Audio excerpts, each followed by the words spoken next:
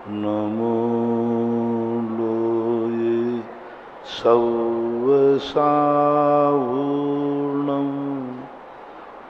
पंच परमेष्टि भगवान की आचार्य श्री गुरुवर कुंद कुंद महाराज की जय हो। आचार्य श्री गुरुवर विद्यासागर महाराज की जय हो।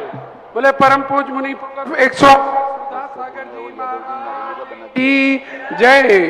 बोले क्षुल्लक गौरव श्री गंभीर सागर जी महाराज की जय।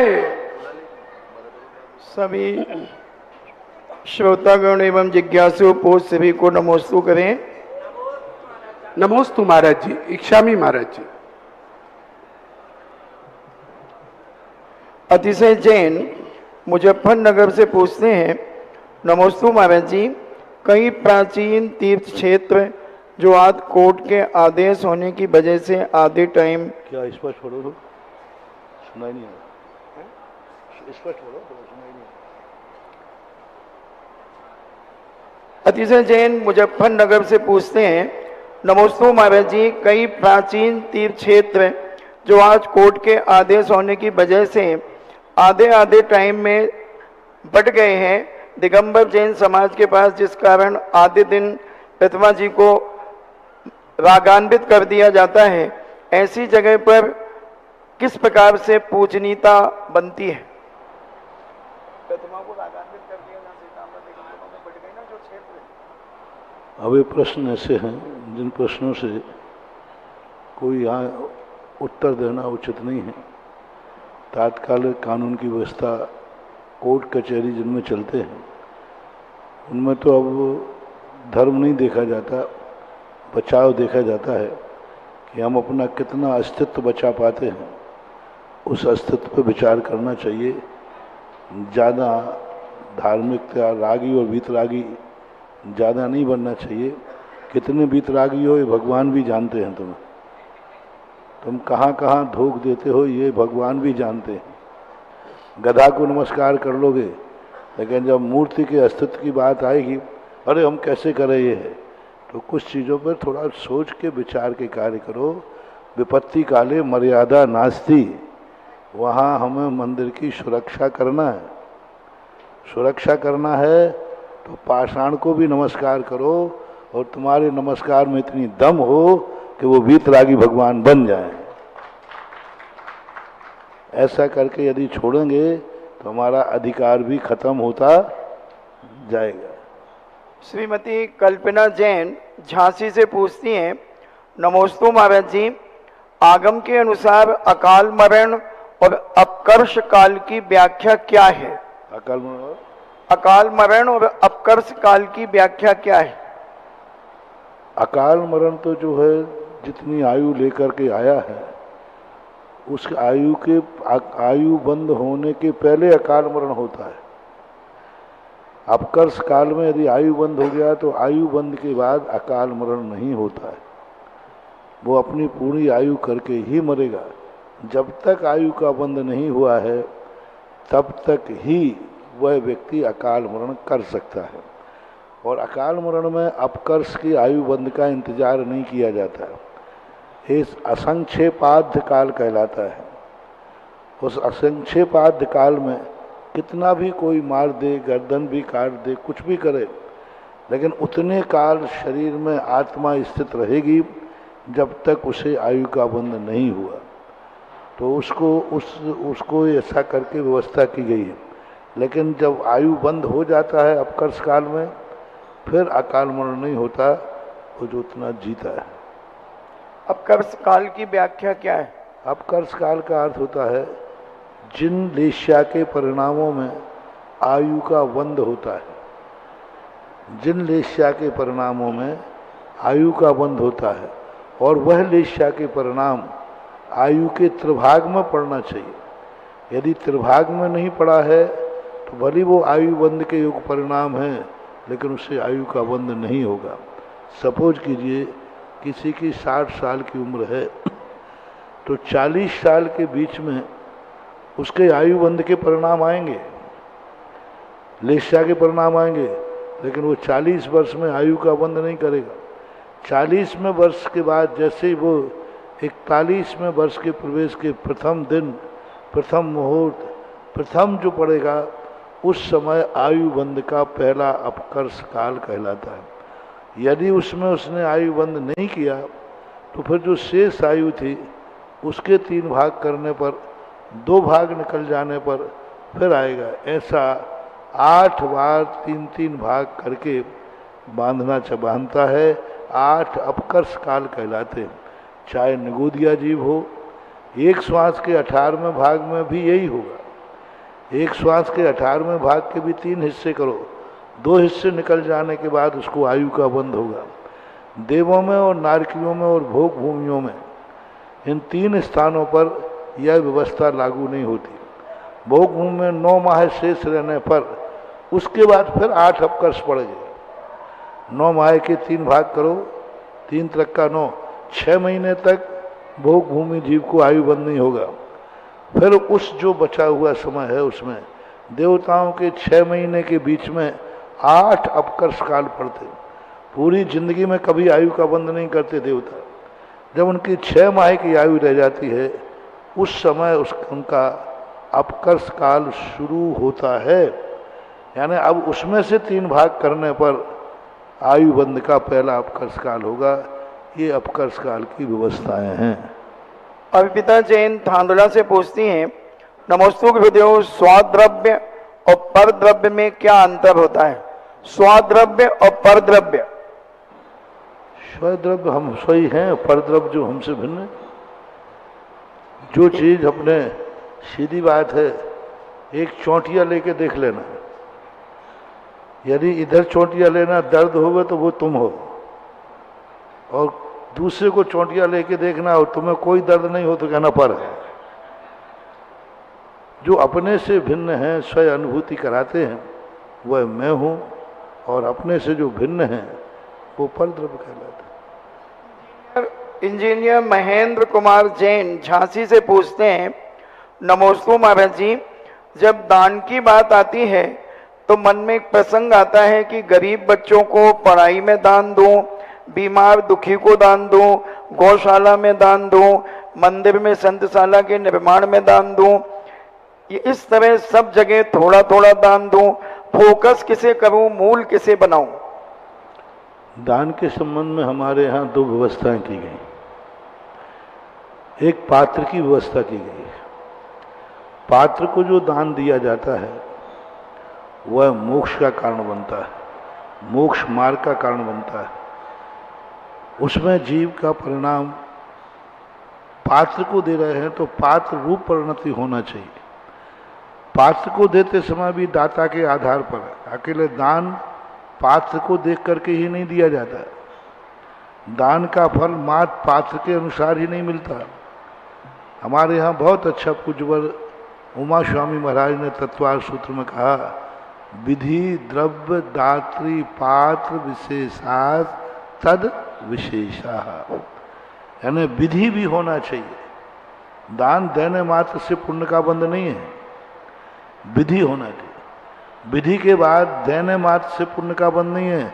द्रव्य क्या है, शुद्ध है कि अशुद्ध है, योग्य है कि अयोग्य है, इष्ट है कि अनिष्ट है। देने से हो जाए तो कुछ भी दे दो, जहर दे दो, दे ही तो रहे नहीं। द्रव्य की क्या, कि द्रव्य का मूल्यांकन किया जाएगा।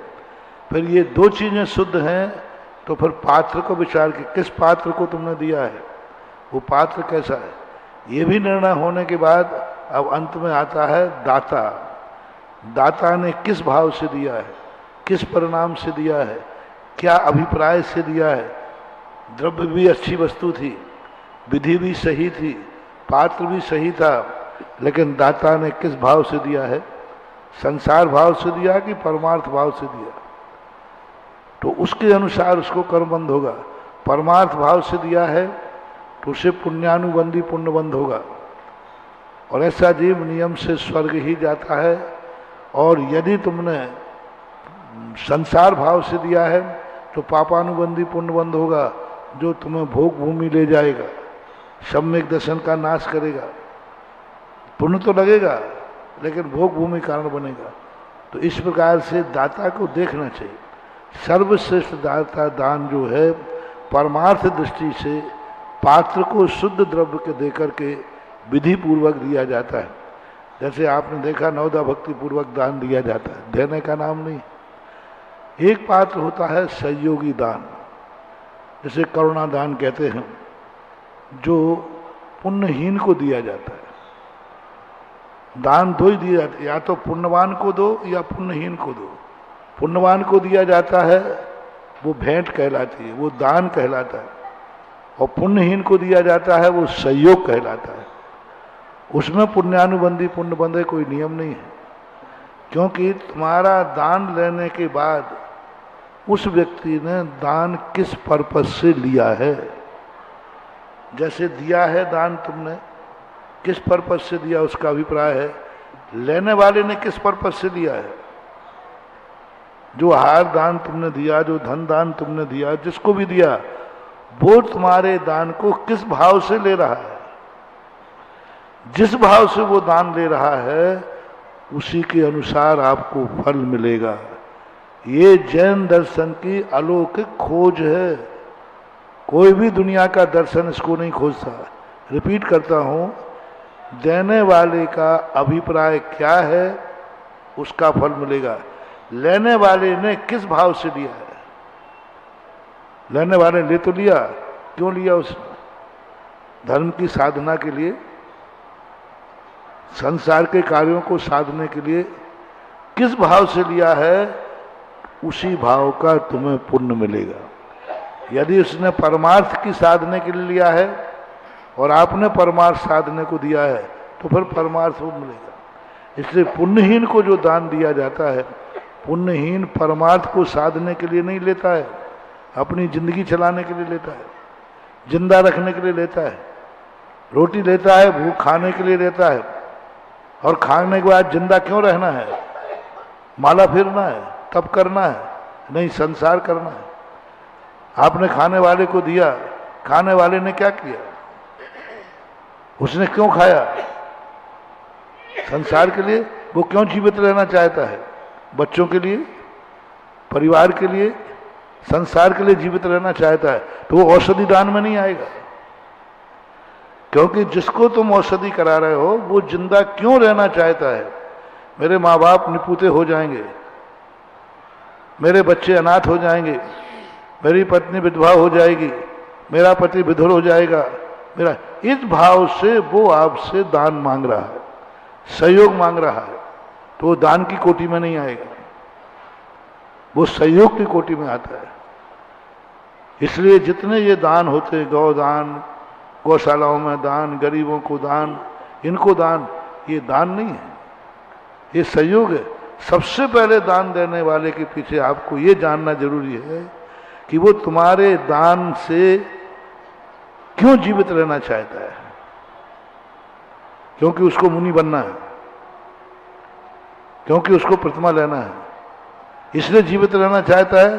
तो पात्र में जाएगा, मनुष्य में, मनुष्य के अंदर जाएगा, क्योंकि वो उसने बता दिया कि ये चीज हमें मिल गई तो मैं व्रत ले लूंगा, मैं मुनि बन जाऊंगा।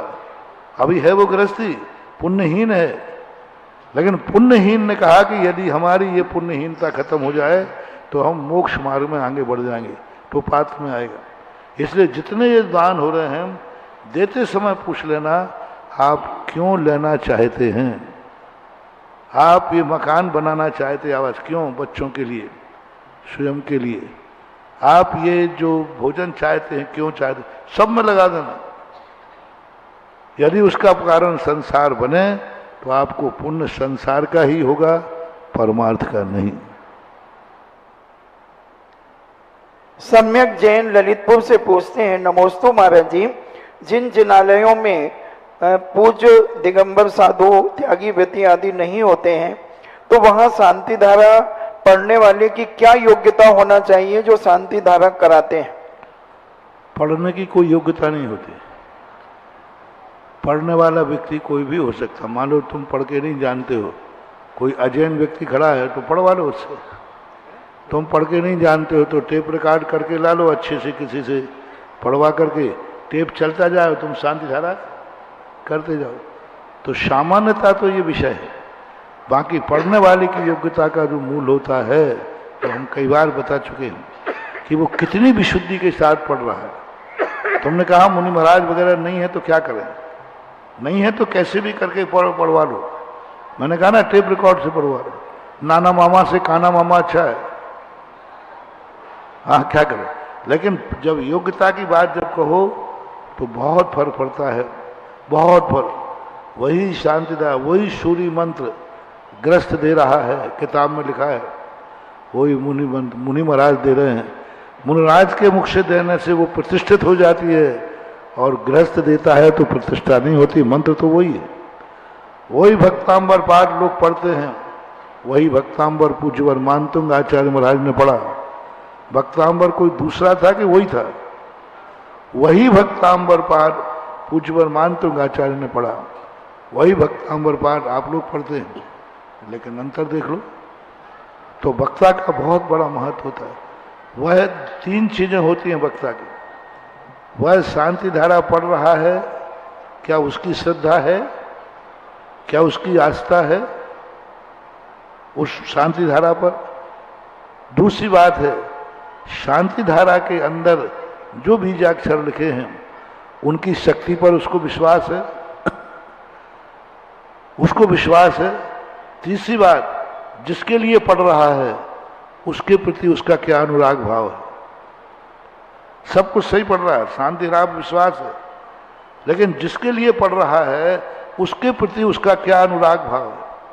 क्या उसके दुख से वो दुखी है, क्या उसके सुख से वो सुखी है, क्या उसके प्रति उसकी आत्मीयता है, तो प्रभाव पड़ेगा।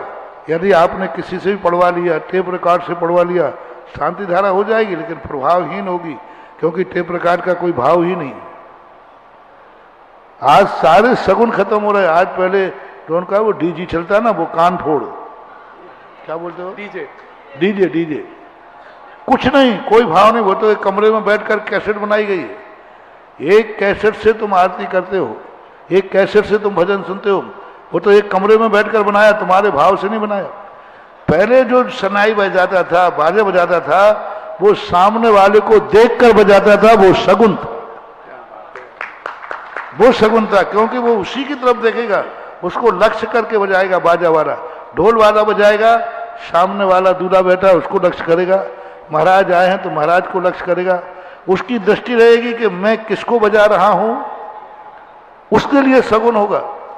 अब कैसेट किसके लिए बज रही है? किसी के लिए नहीं, वो तो कैसेट है। इसलिए कोई मांगलिकपना समाप्त हो गया। आजकल जितने ये डीजे चल रहे हैं, कान फोड़ डीजे हैं, शगुन कुछ भी नहीं होने वाला। इससे तो अच्छा है कि एक छोटा सा ढोलक वाला बुलवा लो, वो सगुन होगा, क्योंकि वो आपके लिए आएगा और बजाएगा तो आपके लिए ही बजाएगा।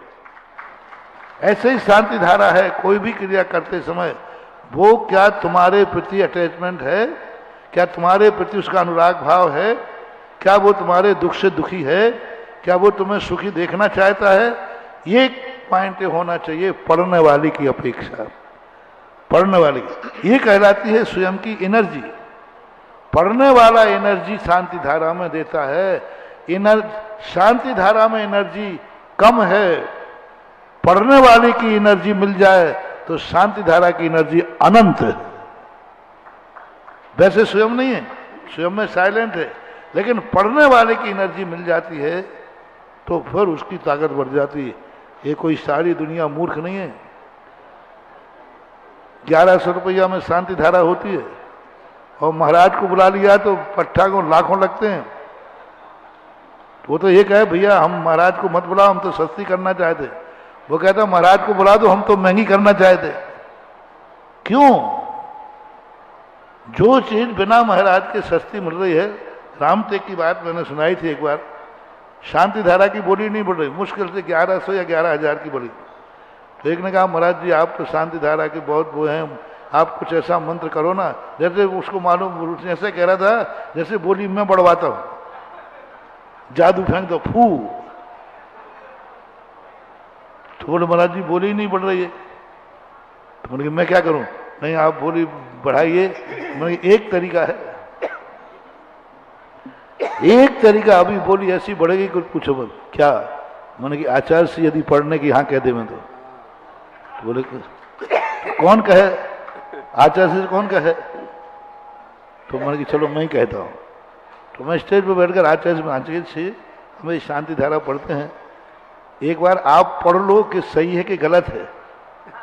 अब सीधा तो दे नहीं सकते हम उनको आदेश, वो तो गुरु जी है। महाराज जी आप पढ़ लो एक बार इसको सही है कि गलत, और आज आपके मुख से हम लोगों को सुनने का भाव है। तो आचार्य तो नहीं मैं नहीं पढ़ता। मैंने एक बार सुना दो ना हम लोगों को।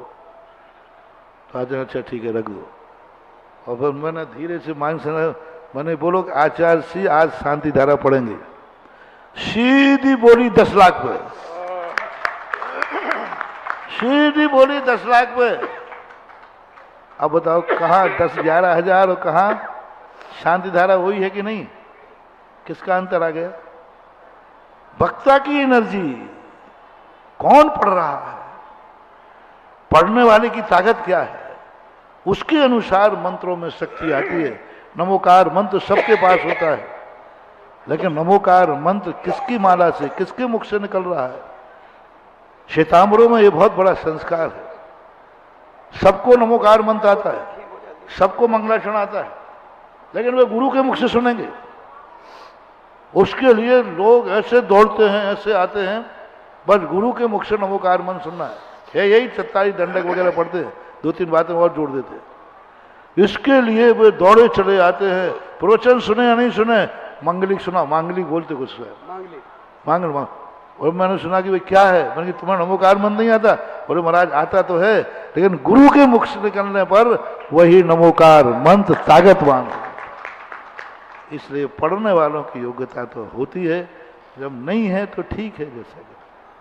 चलिएगा, जिज्ञासा समाधान के इस लाइव सेशन में आप सभी का स्वागत है। और यहाँ पर बात शांति धारा की चल रही है, और यहाँ जिज्ञासा आई थी कि शांति धारा कौन पढ़े, और उत्तर मिल रहा है कि शांति धारा पढ़ने वाले के ऊपर निर्भर करता है, उनकी एनर्जी कैसी है।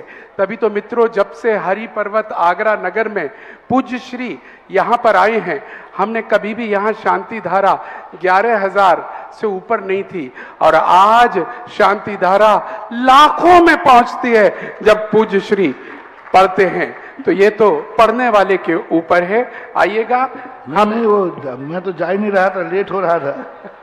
तो जो शांति धारा लेने आए थे ना, वो कहता ठीक है फिर 11,000 ही करा दो। और वो महाराज आ रहे हो तो फिर 2.5 लाख की हुई।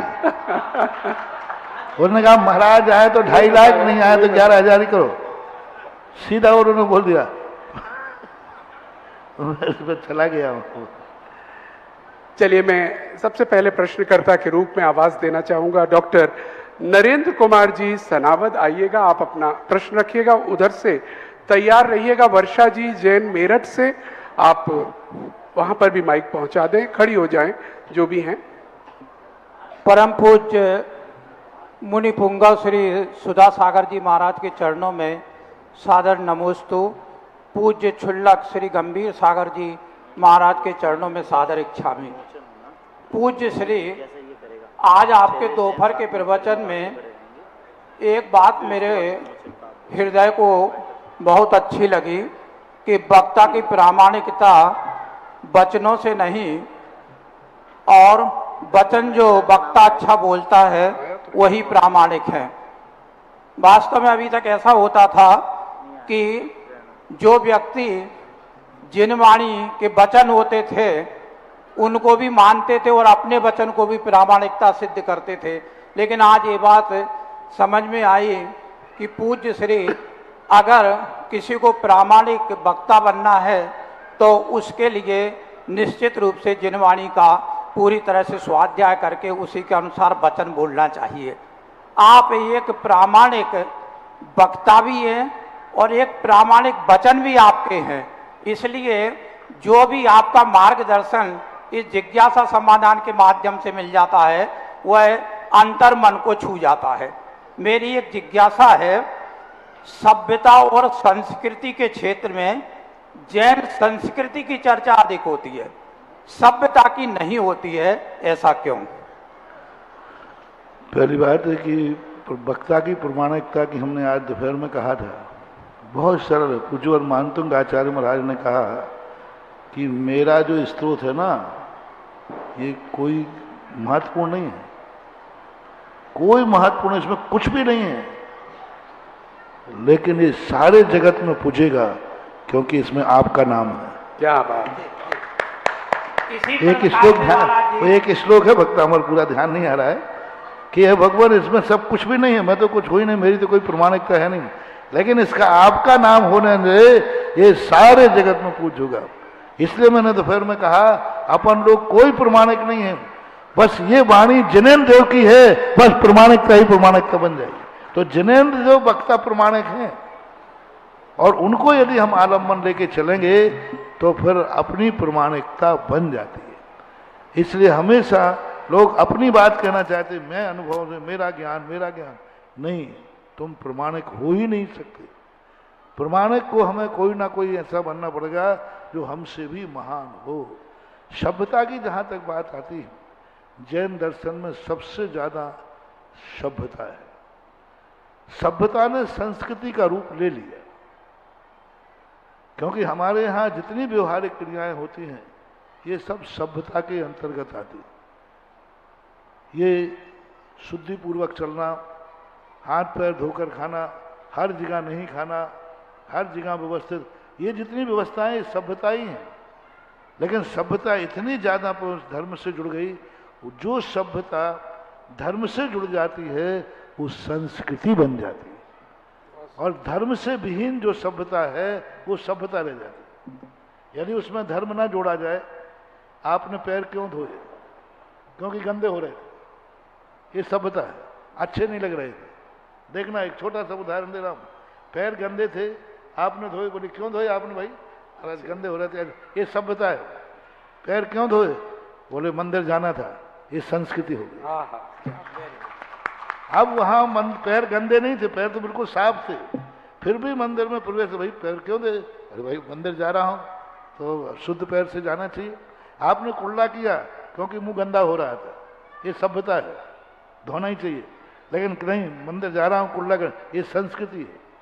तो जब सभ्यता धर्म के साथ जुड़ जाती है तो संस्कृति बन जाती है, और धर्म विहीन जो स्थिति बनती है वो सभ्यता कहलाती है। जैन दर्शन की जो सभ्यताएं, श्रावकों ने हर सभ्यता को धर्म से जोड़ दिया। शुद्ध वस्त्र पहनना धर्म से जोड़ दिया, शुद्ध खाना धर्म से जोड़ दिया, व्यवस्थित होकर बैठ के खाना, अच्छे से खाना, ये सब धर्म से जुड़ गया। और जब धर्म से जुड़ जाता है, बाकी संस्कृति, सभ्यता और संस्कृति दोनों जो जैन दर्शन में है, जैन दर्शन जैसी सभ्यता हमने अन्यत्र कहीं देखी। चलिए, श्रीमती वर्षा जी जैन मेरिट, और उसके बाद तैयार रहिएगा professor Sudarshan Lal ji Jain, x dean BHU, कृपया माइक पहुंचा दीजिएगा। पूज्य निर्व्यापक श्रवण मुनि पुंगव श्री 108 सुधा सागर जी महाराज के चरणों में नमोस्तु नमोस्तु नमोस्तु। चुल्लक जी को इच्छामी इच्छामी इच्छामी। महाराज श्री, मेरा ये प्रश्न है कि हमारे जीवन में तरह तरह के भाव हमेशा चलते रहते हैं, निरंतर चलते रहते हैं। उनमें से कुछ भाव तो अच्छे होते हैं और कुछ भाव बुरे होते हैं, और कुछ भावों का तो औचित्य ही नहीं होता। तो हम ऐसा क्या करें कि इन बुरे भावों से हम छुटकारा पा लें या नियंत्रित कर लें और अच्छे भावों की संख्या को बढ़ा लें?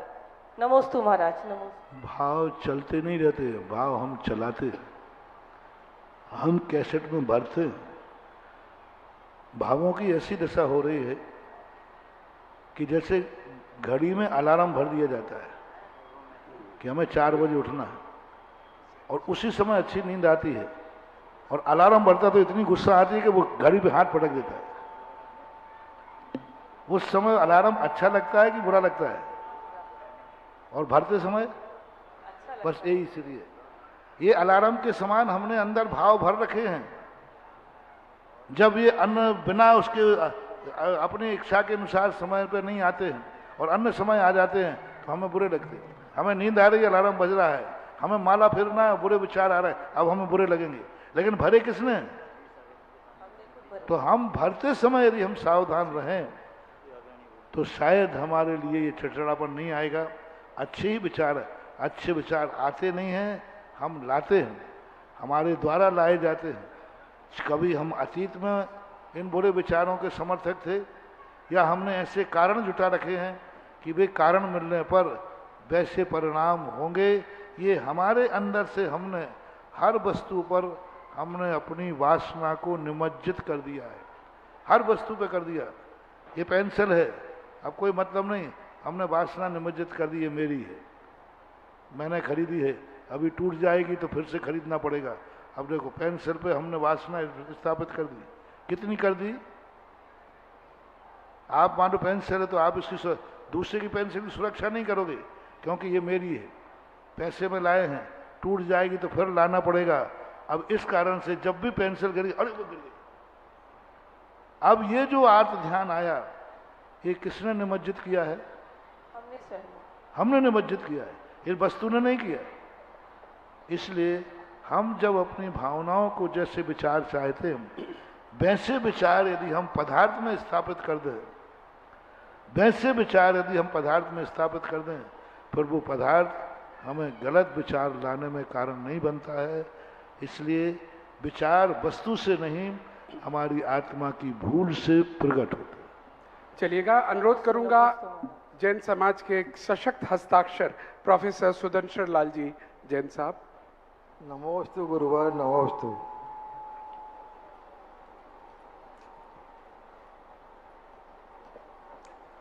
मैं दो बातें कहना चाहता हूं जिसके ऊपर एक गंभीर चिंतन की आवश्यकता है। एक तो आज जो चर्चा चली कि न्याय पर, व्याकरण पर, कोश पर अलग अलग किताबें तैयार करना, हमारे पास पुराने विद्वानों के द्वारा ये सामग्री उपलब्ध है। या तो हम इसका पार्ट 2 करके आगे बढ़ाएं तो काम होगा। और मेरा अपना जो विचार है वो ये है कि हम मान लो एनाटॉमी पे बात कर रहे हैं, हम मेटाफिजिक्स पर काम कर रहे हैं, मेटल पर काम करते हैं, तो इन पर विषयों को हम जैसे जैन भोजन जैसे होता है ना, वैसे जैन मेटाफिजिक्स, जैन एनाटॉमी, ऐसे जो विषय हम हैं, इसके लिए हम क्या करें कि हम अपने विद्वानों को जो उस विषय का स्पेशलिस्ट है उसको बुलाएं, वो तैयारी करें अपना क्या है कैसे है, और हम जैनेतर दर्शनों में जो उस विषय में जो सामग्री हमको मिलती है उसको बुला करके हम क्योंकि हम उतना नहीं जानते, तो उसकी सामग्री को लेकर के हम सही रूप में समझें। और इसके अलावा एक साइंटिस्ट को भी बुलाएं उस विषय का। तो ये तीनों आदमी मिलकर के चिंतन करेंगे और फिर हमारी जो धारणा है उस धारणा का जो हम सिद्ध करेंगे, तो मेरे ख्याल से एक बहुत बड़ी चीज होगी। ऐसा मेरा अपना चिंतन है, इसका एक चिंतन होगा। बहुत अच्छा सुदर्शन जी, बात कहना सरल है, बात को करना कठिन है। हम 30-40 सालों से जो बात आप कह रहे हैं मैं भी कह रहा हूं, लेकिन उसका प्रैक्टिकल रूप कौन धारण करे, कौन को त्याग करे, कौन समर्पित करे, कौन अपने समय में से निकाल करके और इसको समय दे। आज दोपहर में मैंने कहा ना, आप लोगों ने जो ज्ञान प्राप्त किया है वो आजीविका के लिए प्राप्त किया है। मैंने संस्थान में बच्चों से पूछा कि आप क्यों पढ़ते हैं, बहुत सारे बच्चों ने, सभी का नहीं, सबके कहते महाराज जी पढ़ना है, उधर पढ़ना आजीविका के लिए, परीक्षा के लिए, अपने जीवन की योग्यता बनाने के लिए, इसके लिए ज्ञान प्राप्त किया है, जीवन उद्धार के लिए नहीं। जीवन उद्धार के लिए जब ज्ञान प्राप्त करते हैं उसमें ये सारी मेहनतें आ जाएंगी। फिर वो व्यक्ति मेहनत भी करेगा, चिंतन भी करेगा, विचार भी करेगा, क्योंकि उसकी उपलब्धि स्वयं करना है। अभी तो उतनी विचार करेगा कि हमें शास्त्री की डिग्री चाहिए है तो मिल जाए।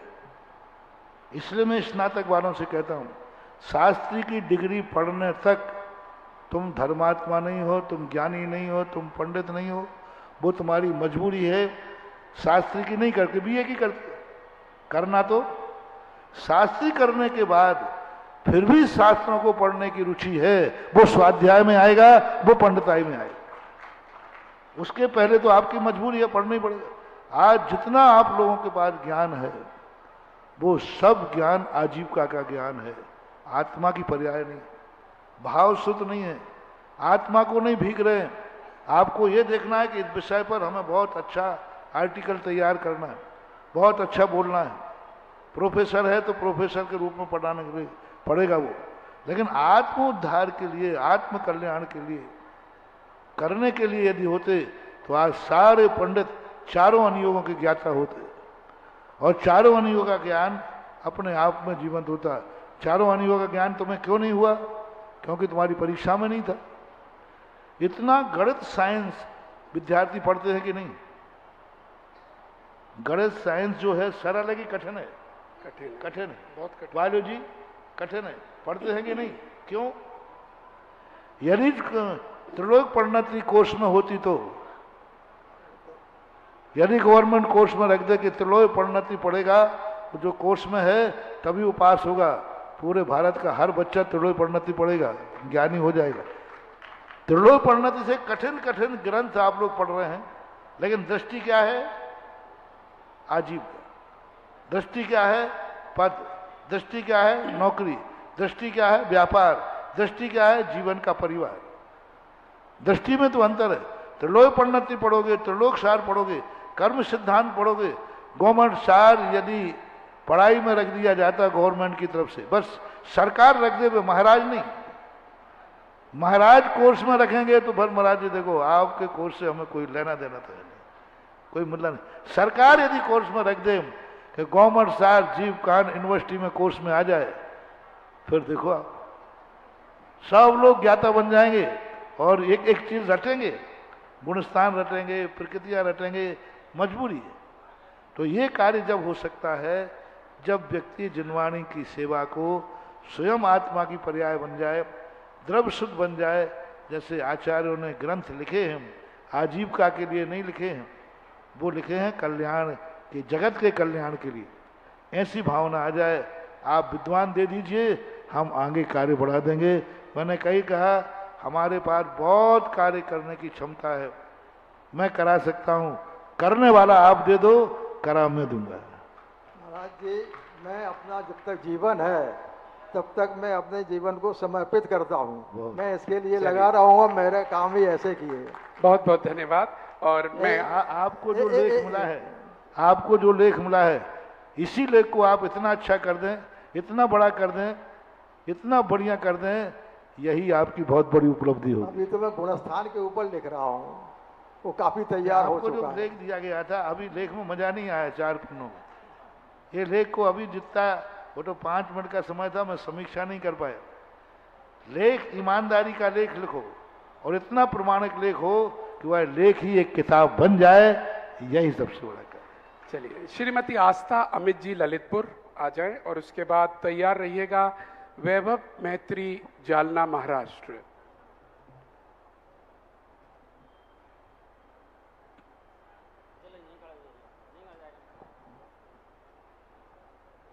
मेरे आराध्य गुरुवर के चरणों में बारंबार नमोस्तु नमोस्तु नमोस्तु। गंभीर सागर जी के चरणों में इच्छा में इच्छा में इच्छा। महाराज श्री, मैं पहले धार्मिक प्रश्न पूछना चाह रही थी भोग भूमि के ऊपर, परंतु मेरी दूसरी जिज्ञासा ये है कि कोई सांसारिक व्यक्ति है, उसने नियम लिया है कि हम जीवन में कभी रात्रि भोजन नहीं करेंगे, परंतु वह रात मंदिर जाने का त्याग कर देता है कि हम मंदिर नहीं जाएंगे, झूठ आदि में लिप्त रहता है, चुगली निंदा आदि में लिप्त रहता है, तो क्या उसको वह एक नियम अच्छी गति दिला सकता है क्या?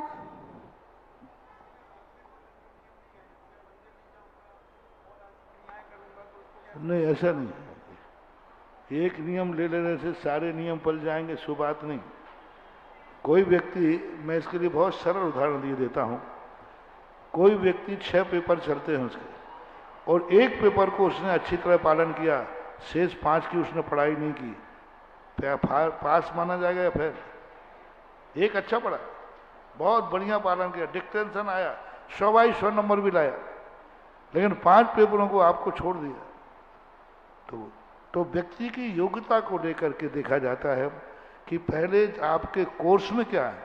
आप जैन श्रावक हैं तो जैन श्रावक का जो कोर्स है, भली कम नंबर आए एक में, लेकिन सब में पास होना जरूरी है। अब ये तरीका तुम सियार का लेके देख लो, तुम मातंग का उदाहरण दो, कोई चांडाल का उदाहरण दे, देखो उसने अकेला रात्रि भोजन त्याग किया था, उसने मातंग ने कौवे का मांस त्याग किया था, उतने में बेड़ा पार हो गया। हम भी कौवे का त्याग कर देते। तुम कौन हो? जैन हो। तो जैन के नियम है, पहले तो हमें जैन का कोर्स देखना पड़ेगा। फिर अपने आप को मातंग कहो, पर मातंग में तो आपका चल जाएगा। फिर अपने आप को श्यार कहो तो चल जाएगा कि श्यार ने अकेला रात्रि भोजन त्याग किया था। तो वो नियम जो देखे जो करके नियम दिए जाते हैं, उनकी आड़ में लेकर मनुष्य कहते हैं हमारा तो ये नियम चल रहा है, शेष नियम नहीं भी रहेंगे तो चल जाएंगे। नहीं, जो कोर्स है, कोर्स के अलावा जो नियम लिया जाता है वो नियम की कोटि में विशेषता में आता है। बाकी तो कोर्स है, सब कोर्स। चलिएगा, और अब मैं आवाज देना चाह रहा हूं महाराष्ट्र की उस आवाज को जिनका नाम है वैभव मेहत्री, और जालना से आप आते हैं और आपने विद्या सुधा छात्रावास का आप स्वयं संचालन करते हैं। मुनि श्री वीर सागर जी महाराज के सानिध्य में श्रावक संस्कार शिविर का आपने खूबसूरत संयोजन किया और महाराष्ट्र में एक बड़ा नाम आपका लिया जाता है। बहुत बहुत स्वागत, अभिनंदन आपका। सर्वप्रथम मराठी भाषेमधून गुरुदेवाच्या चरणी पूर्ण महाराष्ट्राच्या ओरने नमोस्तु नमोस्तु नमोस्तु महाराज जी। महाराज जी, मेरी शंका है कि अभी तक आपने ज्ञानोदय से लेकर अभिनंदनोदय 38 और अब ये लोकोदय यहाँ बनते जा रहा है, 39 क्षेत्र का उद्धार किया है। मतलब क्षेत्र के उद्धार की जब बात आई तब लोगों ने आपकी तरफ देखा और वो क्षेत्र आसमान छू गए। जब ज्ञान के क्षेत्र की बात आई तो 1996 में जयपुर समाज ने आपकी तरफ देखा तो समन संस्कृति संस्थान एक सिद्धालय बनकर आज बहुत बड़ा कार्य कर रहा है। तो ज्ञान के क्षेत्र में भी है और जीर्णोद्धार के क्षेत्र में भी बहुत बड़े कार्य आपके आशीर्वाद से हुए हैं। तो गुरुदेव, मेरी ये शंका है, हमारे समाज में, महाराष्ट्र ही नहीं पूरे भारतवर्ष में, एक तो बहुत अमीर है, कुछ लोग बहुत गरीब है, तो उनके लिए हम आशा से यदि व्यवसाय के दृष्टि से आपकी तरफ देखें तो ऐसा कुछ कार्य बन जाए कि पूरे जो समाज के लोग हैं वो आर्थिक दृष्टि से संपन्न बन जाए और हमारे ये जो क्षेत्रों पे आक्रमण हो रहे हैं या जो भी कमकोत समझ के दबाया जा रहा है वो ना दबे, ऐसा कुछ हम आपसे चाहते हैं। मेरा नेचर थोड़ा सा अलग ढंग का है। किसी कार्य में या तो मुझे तुम दुखी करो तो मैं दुखी हो जाऊं, फिर काम बन जाएगा, या फिर तुम हमारे सामने ताल ठोक के आ जाओ मेरे विरोधी बनकर। तो या तो दुश्मन बन के आओ तो काम हो जाएगा, और या फिर मेरे मन को द्रवीभूत करो तो काम हो जाएगा। ये संस्थान जो खुला था द्रवीभूत दुखी होकर खुला था कि एक विरोधी संस्थान है, शास्त्र में मुनिराज का चित्र फाड़ करके पैरों से रौंदा, पर वो दुख के कारण से श्रमण से संस्थान खड़ा हो। तो मन व्यथित होना चाहिए, और या फिर कोई दुश्मन सामने ताल ठोके आ जाए कि महाराज करके दिखाओ, तो फिर मैं कहूंगा बेटा अब करके ही दिखाऊंगा। दो चीजें हो जाती हैं जब कोई प्रतिपक्षी धर्म का, क्योंकि पूज्यवर समंत्र शुभचंद्र आचार्य महाराज ने लिखा, धर्म का क्रिया का नाश कोई करता हो उस समय गूंगे को भी आवाज आना चाहिए। अप्रष्टैर अभी वक्तव्यम सुसिद्धांतार्थ विप्लव। अब धर्म का क्रिया का अभिनय कोई करे, धर्म नाशे क्रिया नाशे सुसिद्धांतार्थ विप्लव। सिद्धांत का विप्लव हो रहा हो, क्रिया का नाश हो रहा हो, धर्म की अवमानना हो रही हो, कोई हमारे देव साध गुरु का अपमान कर रहा हो, कोई देव साध गुरु की निंदा कर रहा हो, बुराई कर रहा हो, उस समय अप्रष्टैर अभी वक्तव्यम, कोई कहे या न कहे तो भी खड़े होकर दहाड़ना चाहिए क्या बोल रहे हैं। ये हमारे शुभचंद्र आचार्य महाराज ने कहा। दूसरा कारण होता है जब कोई अंदर से करुणा द्रवभूत हो जाते, तो अभी तक मैं गरीबों के प्रति दुखी नहीं हो पा रहा हूं, क्योंकि गरीबों का सबसे बड़ा लक्ष्य जो है मात कर्म की मार से वो दुखी है, कर्म की मार से वो सीधे हैं। हमने कई लोगों को करके देखा, जब वो दुखी थे, गरीब थे, तब उनका सहयोग किया, जैसे वे सुखी हो गए पूर्णतः धर्म से विमुख हो गए। इससे अच्छा था कि वो कम से कम गरीब था, मंदिर आता था। एक उदाहरण तुम्हें देता हूं, बहुत गरीब था, बहुत गरीब। मैंने शायद कभी जिंदगी में किसी की फरियाद, और मैं उसके पूरे परिवार को जानता था। और मैंने जब इंटरव्यू देने जा रहा था तो बोले महाराज आपको सब मालूम है, तो सब जायदाद लग चुकी है, पढ़ाई में लगा चुके, और मुझे भी मालूम था लगा चुके, सब कुछ खत्म कर दिया। उस दिन मैंने भी भगवान से भावना, भाई भगवान बर्बाद हो जाएगा यदि इसकी नौकरी नहीं लगी, सर्विस में नहीं गया तो ये सारा बर्बाद हो जाएगा, सब खत्म हो जाएगा। गया नौकरी को, वो गया नौकरी को, लौट के ही नहीं आया। तो मैंने समझा ये तो सुसाइड कर लिया, सुसाइड कर लिया होगा सारा परिवार, क्योंकि बर्बाद हो चुका था। और सुसाइड करने के बाद 2-2.5 साल तक मैं बड़ा दुखी रहा। मैंने कि भगवान सारा परिवार में 2-2.5 साल बाद मेरा बिहार करते हुए पहुंचा, और वो दिख गया। अरे मन ये तो यही है। मैंने बुलाया उसको, मैंने कि भैया तेरी नौकरी लगी? बोले महाराज जी बिल्कुल उसी समय लगी। मैंने कि भला आदमी एक बार कहने तो आ जाता, कम से कम ये तो कह देता मैं तो 2.5 साल से परेशान हूं। और उसके बाद जाकर के उसने क्या किया, मैंने कि भाई मंदिर जाना शुरू है? बोले महाराज जी अब अभिषेक बंद। अब बोले महाराज मैं IAS ऑफिसर हूं, अब मैं धोती दुपट्टा पहनूंगा, अब मैं अभिषेक करूं। मैंने कि तू तो महाराज को देखते तुरंत हार दान देने के लिए आता था। बोले महाराज अब मैं हार दान देके पड़ गया हूं, समझो महाराज मैं कौन हूं, अब मैं IAS ऑफिसर हूं। मैंने आंख बंद कर ली। मैंने उस दिन प्रायश्चित किया, भगवान मेरी गलती है, मैंने बहुत बड़ी गलती की, काश से गरीब बना रहता तो आज अभिषेक करता रहता है, ये गरीब बना रहता तो महाराज को हार देता रहता, आज तो ये अमीर बना। 90% लोग जो विपदाओं में रोते हैं, विपदाओं में आते हैं, इनकी विपदा हटने के बाद ये सब अधर्म में गरज पड़े कछु और है, गरज सटे कछु और, तुलसी भावर के पड़े नदी शराबे मोर। ये है संसार की दशा। बहुत बार ऐसा होता है, वो धर्मात्मा नहीं रह पाते, वो आभार नहीं मानते, वे ऐसे ही भूल जाते हैं जिन माँ बाप ने जन्म देकर पाला है, बड़ा किया है। जैसे थोड़े बड़े हुए, पैर पे खड़े हुए, तैसे वो माँ बाप को छोड़ के चले जाते हैं। अब ऐसे बेटों पर दया करना उचित था या अनुचित था? तो अभी मेरी जो धारणा है, कर्म की मार से जो आ रहे हैं, ये भक्त बन के नहीं आ रहे हैं, ये मंदिर में भक्त बन के नहीं आ रहे हैं, ये मजबूरी में आ रहे हैं। और मजबूरी में तो ये भगवान को ही भगवान कह रहे हैं, मजबूरी में तो लोग गधे को भी बाप कह देते हैं। ये आज हम देख रहे हैं कई प्रश्न आज आए हैं, और उन प्रश्नों के उत्तर अगर दे, चाहे वो दान भेंट सहयोग की बात आई, आज संस्कृति और संस्कार की बात आई, और ये वाला प्रश्न भी आया। मैं अनुरोध करूंगा आप सभी से YouTube में जाइए, और पूज्य गुरुदेव के इसमें 1.5 घंटे के डिटेल्ड प्रवचन है, हर बात को सिद्ध किया गया है। आज पूरे WhatsApp पर जब से लोकोदय की घोषणा हुई है, सडनली अचानक लोगों को दया और हॉस्पिटल और विद्यालय और गरीब याद आने लगे हैं, क्योंकि लोकोदय आगरा में बन रहा है। उन सब के उत्तर पूज्य गुरुदेव के प्रवचनों में, अभी छोटा सा अंश आपने देखा, लेकिन YouTube में सुनियो तो सही, समय तो निकालिए, केवल लेक्चर मत दीजिए, बोलिए मत। मैं WhatsApp वालों को कह रहा हूं, लोगों को भ्रमित मत करिए, लेकिन असली बात को सुनिए, क्योंकि जो सुधा सागर जी कह रहे हैं वो अनुभव के आधार पर, आगम के आधार पर, गुरु के आधार पर कहते हैं, नहीं तो कहते ही नहीं है।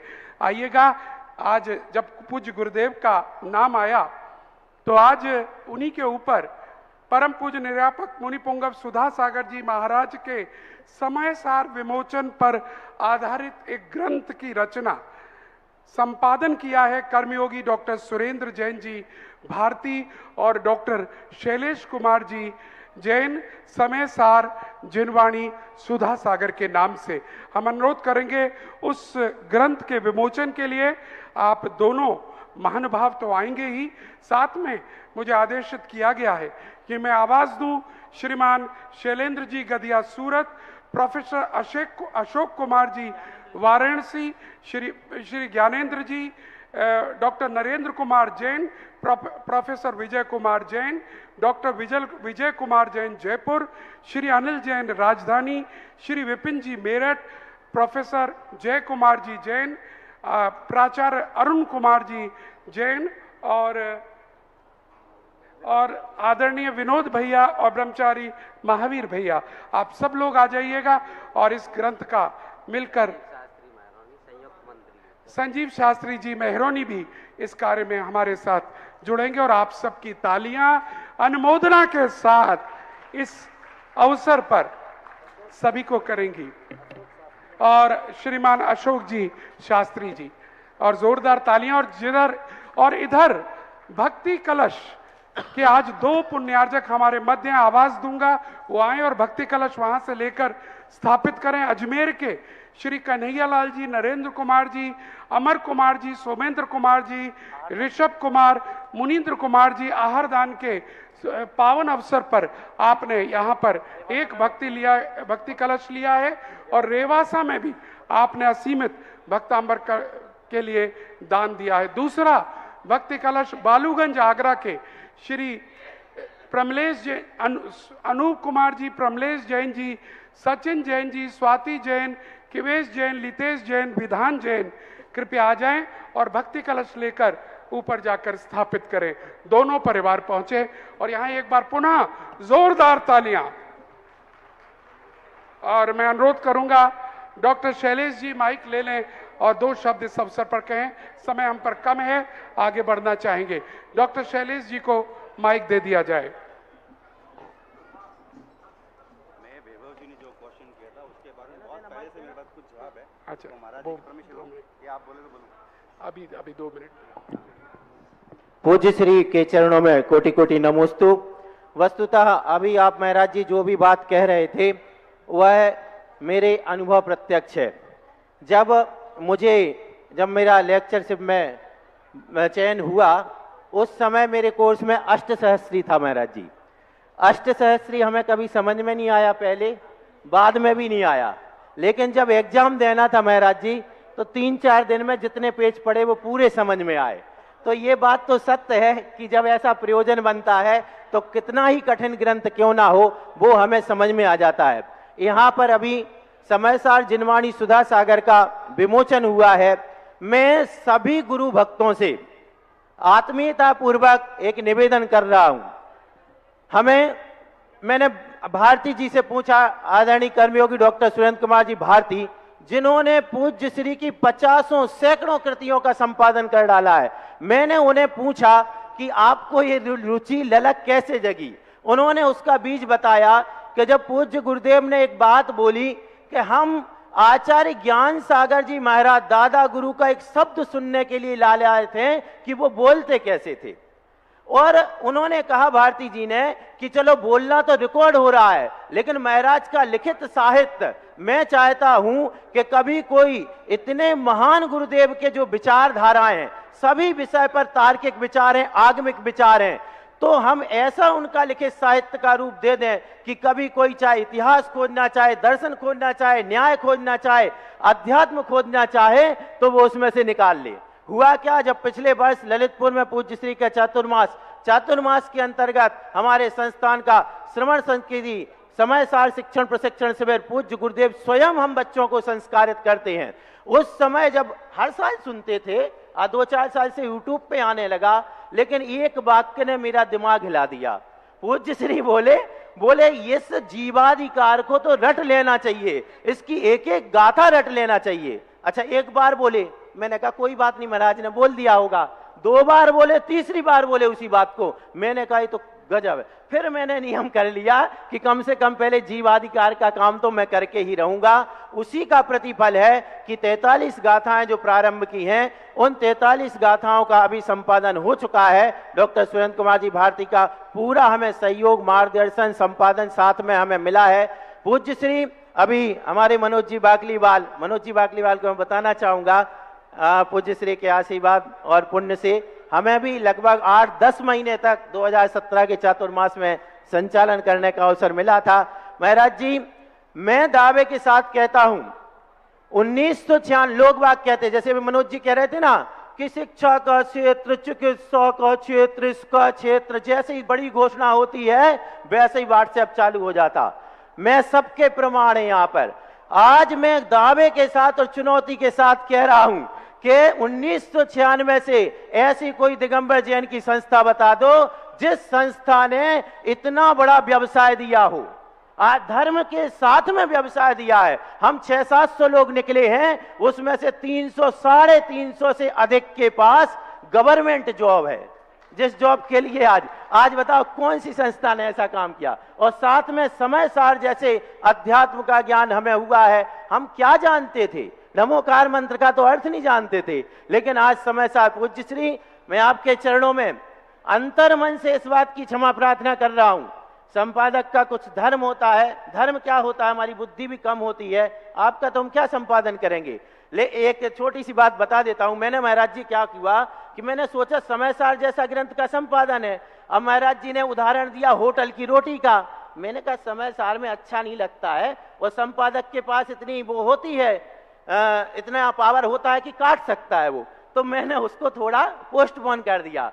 अब मैं 3-4 पेज आगे बढ़ गया और 3-4 पेज बाद में आ गया वो कि वो घर की रोटी, माँ की रोटी, जिनवाणी माँ। अब मैंने कहा ये तो लिंक ही नहीं बैठ रही। अगर वो 3-4 पेज, फिर वापस वो 3-4 पेज ढूंढे, फिर वापस वहां पे आए, तो पूज्य गुरुदेव कहां से शुरू करें, क्या लिंक बनती है, ये हम नहीं समझ सकते हैं। अभी भारती जी कहते हैं मैंने हजारों पेजों का संपादन कर लिया, लेकिन उसके बाद भी नया नया सीखने को मिलता है। तो ऐसे गुरुदेव के चरणों में नमोस्तु पूर्वक जिज्ञासा रख रहा हूं कि महाराज जी, जब हमने अभी संपादन कर रहे थे, आपने बहुत तार्किक रूप से इस बात को रखा आगम के आधार पर कि जो ही सुदेड़ ही गच्छति, कि निश्चय श्रुत केवली भी आत्मा को श्रुत ज्ञान के माध्यम से जानते हैं, और बिल्कुल स्पष्ट गाथा है महाराज जी।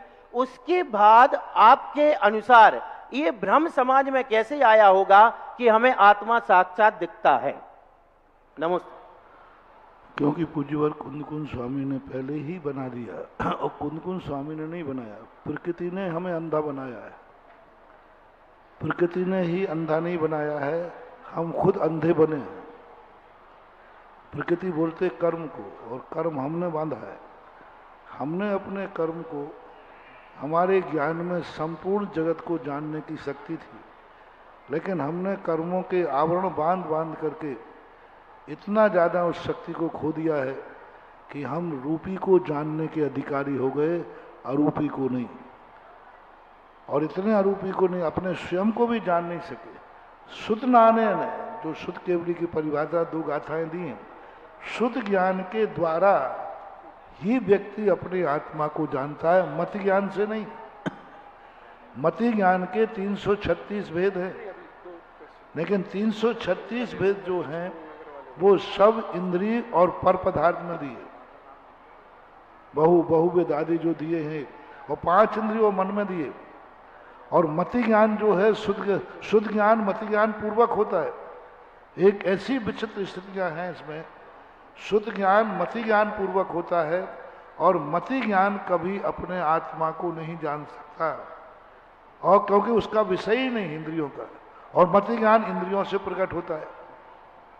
तो शुद्ध ज्ञान के द्वारा जानने का जो पूज्यवर अब देखना है, उस किताब में शैलेश बाबू, अब कहीं ना आपने प्रश्न छेड़ करके कहीं गड़बड़ कर लिया, अब वो मैं ऐसा नया चिंतन दे रहा हूं कि तुम कहोगे उसमें फिर से संपादन करो।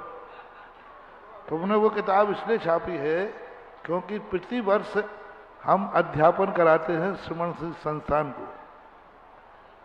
अब ये किताब पढ़ने को पढ़ने के काम आएगी। आप इस साल ही यदि हो तो कोर्स में मिला लेना, अगले साल के दूसरी निकालना पड़ेगी, ये काम ही नहीं आ पाए। लीजिए आज शुद्ध ज्ञान का जो उसमें भी नहीं बोला हूं, मति ज्ञान शुद्ध ज्ञान पूर्वक होता है, उसके बिना हो नहीं सकता। और मति ज्ञान आत्मा को जान नहीं सकता, शुद्ध ज्ञान के द्वारा जानना है। और मति ज्ञान जिसको जानता है उसी की विशेषता को शुद्ध ज्ञान जानता है। शुद्ध ज्ञान का विषय ज्ञेय है ही नहीं, शुद्ध ज्ञान ज्ञेय तक जाता ही नहीं, ज्ञेय तक जाता ही नहीं, शुद्ध ज्ञान जा ही नहीं सकता। शुद्ध ज्ञान तो मति ज्ञान के द्वारा जाने हुए पदार्थ की विशेषता को जानता है, और यहां पर कह दिया उन्होंने शुद्ध ज्ञान के द्वारा आत्मा को जानता है। तो पहले मति ज्ञान जाने तब तो हम विशेषता जाने। तो पूज्यवर कुंद भगवान का है इतना बड़ा चिंतन है, इतना बड़ा चिंतन है कि पहले उन्होंने कहा मति ज्ञान के द्वारा जो जाना जाए वही शुद्ध ज्ञान जानेगा, और शुद्ध ज्ञान से आत्मा को जानो। तो पहले तो आत्मा को मति ज्ञान से जानो, और मति ज्ञान से आत्मा जानने में आएगी नहीं, क्योंकि इंद्रिय और मन से मति ज्ञान होता है, और इंद्रिय और मन का विषय है ही नहीं, और मति ज्ञान के बिना शुद्ध ज्ञान होगा नहीं। इतनी बड़ी समस्या है। तो फिर उन्होंने लाने का प्रयास किया, पहले आत्मा को मति ज्ञान का विषय बनाओ। यानी भगवान की वाणी में जो कहा जा रहा है, भगवान के कहे हुए शब्द हमारे कान के मति ज्ञान बनेंगे, और फिर इस कान में आए हुए शब्दों से तुम विशेष अपने शुद्ध ज्ञान से जानो, वो है आत्मा को जानने का। मति ज्ञान पहले बनाओ, मति ज्ञान के बिना शुद्ध ज्ञान नहीं होता, और मति ज्ञान आत्मा को जानती नहीं है, और शुद्ध ज्ञान कहता पहले मति ज्ञान जाने तब मैं काम करूंगा। तो कहां मति ज्ञान को ले गए? इसका समाधान प्रवचन सार की चारे चूड़का में दिया कि जो भगवान ने शब्द कहे हैं आत्मा का स्वरूप, उसको मति ज्ञान इंद्रिय से सुनो,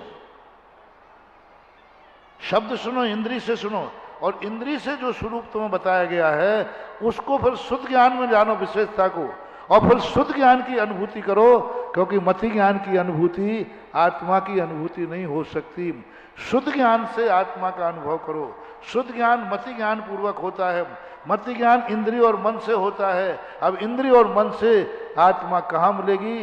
ये इतना बड़ा चिंतन है पूज्यवर का, कुंद भगवान का, जितना निकालते जाओ उतना। अब उसमें ये नहीं बोला गया, अब वो फिर से संपादन कर लेना। होगा महाराज। चलिए चलिए, बहुत बहुत धन्यवाद। चलिए आगे बुलाना चाहूंगा श्रीमान सुमेर चंद जी जैन, लक्ष्मण नगर। आइएगा, अपनी जिज्ञासा को रखिएगा। एक बार एक व्यक्ति मेरे पास कैसेट लेके आ गया, मेरी खुद की भक्तांबर की, जबलपुर की, ललितपुर की, गुना की। बोले महाराज मैं तीनों सुन के आ रहा हूँ, मुझे ये बताओ इन तीनों में से सही क्या है। ये श्लोक है, और तीनों कैसेटों में इस श्लोक का अलग अलग अर्थ है। अब इसमें से सही अर्थ कौन है? मैंने कहा बाबा अब मत पूछ, नहीं तो चौथी कैसेट और बनेगी, क्योंकि आचार्यों के इतने अर्थ उसमें छुपे हैं, कब किस अर्थ पर उपयोग चला जाए कह नहीं सकते। नियत अर्थ किसी गाथा का होता ही नहीं है, अनियत अर्थ होता है। अनियत अर्थ का अर्थ है हमारी योग्यता है, हम कितना उसमें से निकाल पाते। आइएगा, लक्ष्मण नगर के अध्यक्ष श्री सुमत चंद जी जैन साहब, सुमेर चंद जी जैन साहब। नमस्ते गुरुवर, नमस्ते गुरुवर, नमस्ते। मैं लक्ष्मणगढ़ जैन समाज का अध्यक्ष हूँ साहब। हमारे वहाँ मंदिर पुराना हो गया था, जीर्ण हो गया था, उसको हमने नया ठंडा करा के नया मंदिर बनवाया है। अब उसमें विधि की स्थिति पे आ गया है वो। अब हम उसमें सोने का काम कराना चाहते हैं। कुछ लोग हमसे ये कहते हैं कि अगर आपने सोने का इसमें काम कराया तो ये अशुद्ध हो जाएगा। देखो ये बहुत बार समझ गया मैं, बहुत बार ये प्रश्न आते हैं। पहली बात तो है कि चमड़े आदि से कूटा जाता था, लेकिन अनादिकाल से जितने भी पुराने उपचार हैं सब में वर्क लगते आए, मंदिरों में वर्क लगते आए। ढोल धमाके भी मंदिर में जाते थे, पहले बजते थे, पहले प्लास्टिक के नहीं बजते थे। इसलिए कुछ चीज जो प्राचीन परंपरा से चली आ रही है उस पर ज्यादा ऊहापोह नहीं करना चाहिए। दूसरी बात है, आज वर्तमान में चमड़े में से वर्क कुटना बंद हो गया। आज सारा का सारा मशीनें चल गई, हर चीज मशीनों से हो रही। पहले हैंड पंप में चमड़े का वायर डलता था, आज वो वायर डलना बंद हो गया। तो आज ये देखिए कि आज बिना चमड़े के कुटे हुए भी वर्क बन रहा है। आज तो आर्टिफिशियल वर्क आ गए चाइना के, क्या वो चमड़े में कूट के बना रहे हैं। आजकल मशीनें भी आ गई हैं और प्लास्टिक की थैली से भी कूटा जाता है। तो आपको ये चमड़े आदि के विकल्प न करके आप मंदिर में सोने का कार्य कराइए। होते आ रहे हैं, हो रहा है, होते रहना चाहिए। उसमें ऐसा कोई भी महान दोष नहीं है। सोना नाली में पड़ा हो तो शुद्ध है, कहीं भी पड़ा हो सोना सदा शुद्ध रहता है, उसमें कभी छुआछूत की बीमारी नहीं होती। और दूसरी बात जो भाव आ रहा है, वो जो ऐसे लोगों को पकड़ लीजिए जो कि मशीनों के द्वारा बर्क बनाते हैं। इतने जितने बर्क बन रहा है आजकल पैकेट में आ रहा है बर्क, ये सब मशीनों से बन रहे हैं। 100% वो कूटने की परवाह, अब इतनी कूटने की ताकत है क्या किसी में? सब मशीनों से कुट रहा है। कोई बात नहीं, करना चाहिए, काम मत रुको। मंदिर बनाया है लक्ष्मणगढ़ का मंदिर, बहुत अच्छा काम किया, बहुत अच्छी तरह करो, निर्विकल्प करो, अच्छे से करो। डॉक्टर VK जैन फिरोजाबाद आ जाएं, 2 दिन से मुझे नाम नहीं ले पा रहा हूं आज। और जो अभी अभी ये स्वर्ण की बात आई मित्रों, ये कई जगह प्रश्न आते हैं और कुछ सुधारवादी लोग बनते हुए काम को रोकते हैं, और पूज्य गुरुदेव इसी समस्या का निराकरण करते हैं, और सुनना चाहिए उन लोगों को, और इस तरह के कार्य में अवरोध ना करा करें। प्रातः स्मरणीय श्रद्धेय सुधासागर जी के चरणों में नमस्ते। महाराज जी, मैं बहुत दिन से यहाँ पर आकर के कुछ प्रश्न पूछने का साहस कर रहा हूँ, लेकिन लौट जाता हूँ। आज बड़े हिम्मत करके आपके सामने ज्वलंत एक इस प्रकार का सामाजिक प्रश्न रख रहा हूँ। हम अल्पसंख्यक समाज से बिलोंग करते हैं महाराज श्री। हमारी तमाम शैक्षणिक संस्थाएं अल्पसंख्यक समाज जो है कैटेगरी में आती हैं। उनके जो भी प्रबंधक या जो उनको देखने वाले हैं, वो कॉलेज में, स्कूल में अपॉइंटमेंट के आधार पर जैन समाज के लोगों का जिस तरीके से शोषण करते हैं, उनकी जिंदगी को बर्बाद कर देते हैं, ये ऐसे उदाहरण हमारे क्षेत्र में देखने को मिल रहे।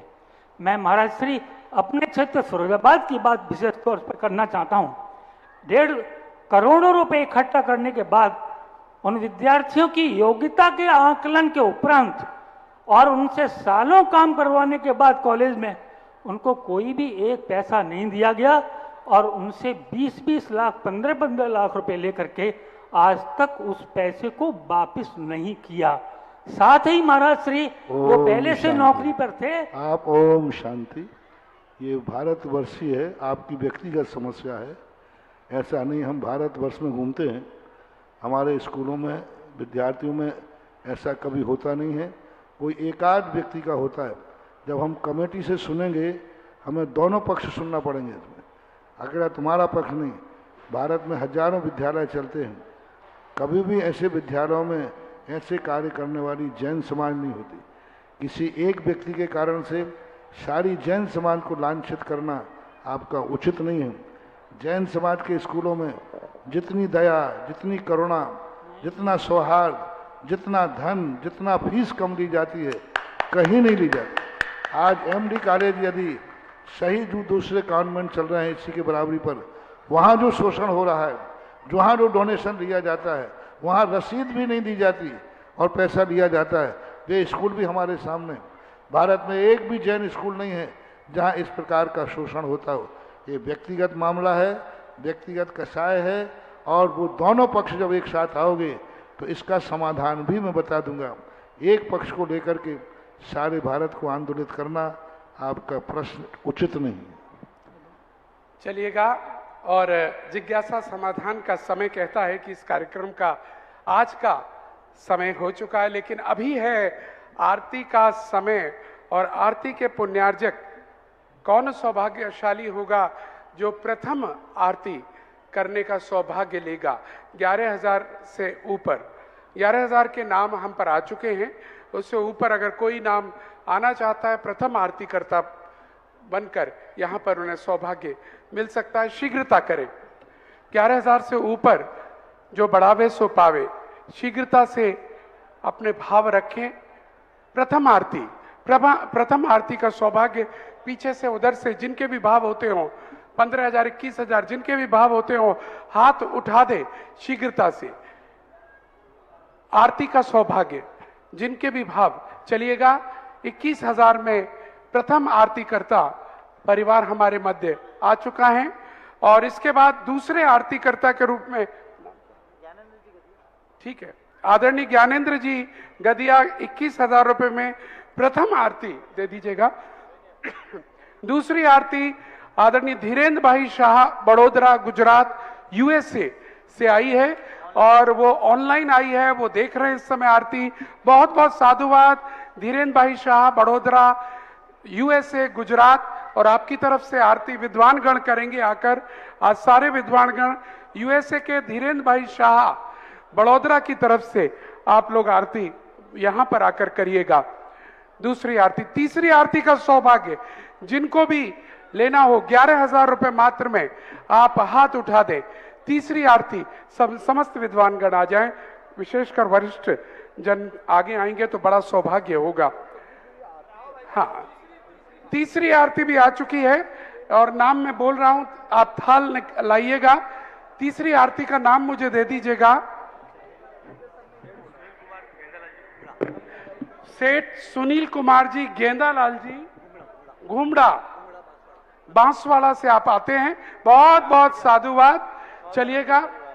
चलिएगा सभी लोग आ जाइएगा और विशेषकर हमारे सभी विद्वानगण। और देखिए आज की फोटोग्राफ्स के बारे में जिन्हें लेना हो उधर काउंटर पर जाकर बात कर सकते हैं। 3 आरती आई है, 21-11-11 पहली वाली है धीरेन्द्र भाई की 11 और अभी आरती चालू करें। हाँ, आरती प्रारंभ कीजिए।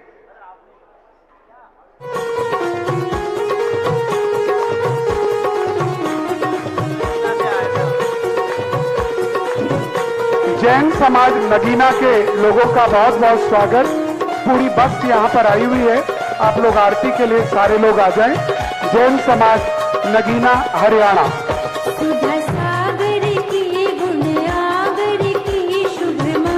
नीचे ही रहिए, ऊपर मत आइए, नीचे रहिए, नीचे रहिए सब।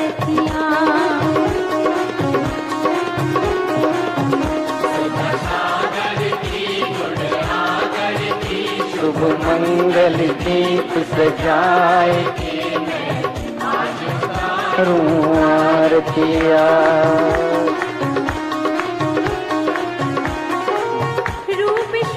श्री शांति देवी के गर्भ विषय मुनि आए। ईश्वर वारन जन्म लियो है, सब जन मंगल गाए। मुनिवर सब जन मंगल गाए। ना रागी की ना द्वेषी की ले आत्म ज्योति जगाए हो। मैं आज उतारूं आरतियां। सुधा सागर के गुण आगर के शुभ मंगल दीप सजाए के मैं आज उतारूं आरतियां। सुधा सागर के गुण आगर के शुभ मंगल दीप सजाए के मैं आज उतारूं आरतियां।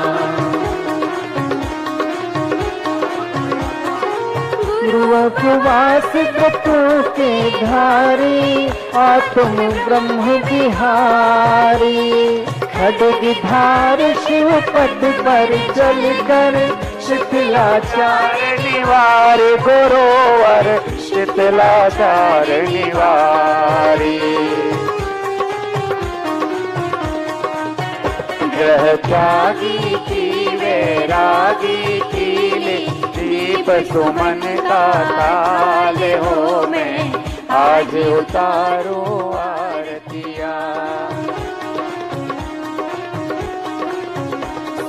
सागर के गुण आगर की शुभ मंगल दीप सजाए के मैं आज उतारो आरतिया।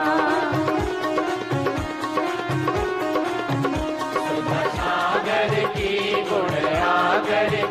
शुभ मंगल दीप सजाए के मैं आज उतारूं आरती।